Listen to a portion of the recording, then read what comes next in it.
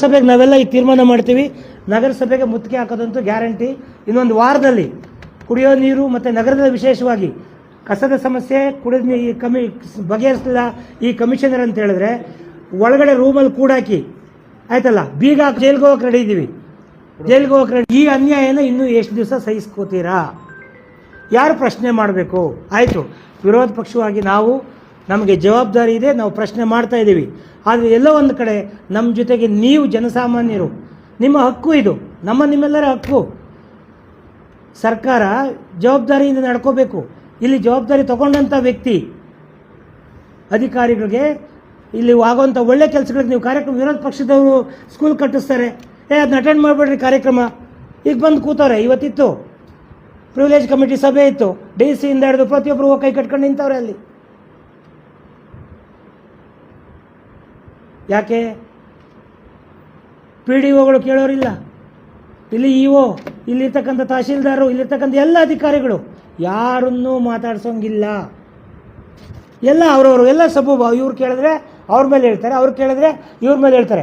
Ultimately ಈ ತಾಲೂಕಿನ ಅಧಿಕಾರಿಗಳನ್ನು ಸರಿಯಾದ ರೀತಿಯಲ್ಲಿ ನಡೆಸೋವಂಥ ಜವಾಬ್ದಾರಿ ಯಾರು ಒಪ್ಪಿದ್ರು ಬಿಟ್ಟರು ಈ ತಾಲೂಕಿನ ಶಾಸಕರ ಕೈನಲ್ಲಿರುತ್ತೆ. ನಗರಸಭೆ ಆದಿಯಾಗಿ, ಪಂಚಾಯಿತಿಗಳ ಆದಿಯಾಗಿ ಇವತ್ತು ಚುನಾವಣೆ ನಡೆದಿಲ್ಲ. ಗ್ರಾಮ ಪಂಚಾಯತಿ ಸದಸ್ಯರುಗಳ ಅವಧಿ ಮುಗಿದೋಯಿತು. ಅವರ ಅವಧಿ ಮುಗಿದ್ರೂ ಕೂಡ ಚುನಾವಣೆ ಆಗಿಲ್ಲ. ಈಗ ಆಡಳಿತಾಧಿಕಾರಿಗಳನ್ನು ಹಾಕಿದ್ದಾರೆ. ಆಡಳಿತಾಧಿಕಾರಿಗಳು ಏನಾದರೂ ನಮ್ಮೂರು ಚರಂಡಿ ಮೊನ್ನೆ ಇಲ್ಲಿ ಎಲ್ಲಿಯೂ ಯಾವ ಒಬ್ಬಕ್ಕೆ ಹೋಗಿದ್ದು ನಾವಿಲ್ಲಿ ಎಮ್ಮೆರಳ್ಳಿ ತಾಂಡ ಸ್ವಾಮಿ, ಊರು ತುಂಬ ಕಸ ಕೊಚ್ಚೆ ಎಲ್ಲ ಹಂಗೆ ಇದೆ. ಏನು ಹಿಂಗೆ ಯಾರು ಕ್ಲೀನ್ ಮಾಡೋರಿಲ್ಲ? PDOಗೆ ಹೇಳಿಲ್ವಾ? ಇಲ್ಲ, PDOಗೆ ಹೇಳಿದ್ರೆ ಅವ್ರ ಆಡಳಿತಾಧಿಕಾರಿ ನಮ್ಮ ಮಾತು ಕೇಳ್ತಾ ಇಲ್ಲ ಅಂತ ಹೇಳ್ತಾರೆ. ಈ ರೀತಿ ಆದಾಗ ಚರಂಡಿಗಳು ಬಾಚಲಿಲ್ಲ ಅಂತ ಹೇಳಿದ್ರೆ ಸೊಳ್ಳೆಗಳು ಜಾಸ್ತಿ ಆಗುತ್ತೆ. ಈ ಬೇಸಿಗೆನಲ್ಲಿ ಮಲೇರಿಯಾ, ಇನ್ನೊಂದು ಮತ್ತೊಂದು, ಮಳೆಗಾಲ ಬೇರೆ ಬರ್ತಾ ಇದೆ, ರೋಗಗಳು ಬರ್ತವೆ. ಈ ಯಾವುದರ ಜವಾಬ್ದಾರಿ ಇಲ್ಲದೆ ಮೈ ಮರೆತು ಟೇಕನ್ ಫಾರ್ ಗ್ರಾಂಟೆಡ್ ನಮ್ಮ ಸಿರಾ ತಾಲೂಕಿನ ಜನರನ್ನು, ನಾನು ಆ ಕಾರಣಕ್ಕಾಗಿ ಹೇಳ್ತೇನೆ, ಈ ತಾಲೂಕಿನ ಜನರಿಗೆ ಕನಿಷ್ಠ ಮುಂದಾದರೂ ನೀವು ಆಯ್ಕೆ ಮಾಡಬೇಕಾದ್ರೆ ಯಾವುದೋ ಒಂದು ಇದಕ್ಕೆ ಕಟ್ಟುಬಿದ್ದು ಮಾಡೋಕ್ಕೆ ದಯವಿಟ್ಟು ನಿಮ್ಮ ಕೈ ಮುಗಿದು ಪ್ರಾರ್ಥನೆ ಮಾಡ್ತೀನಿ.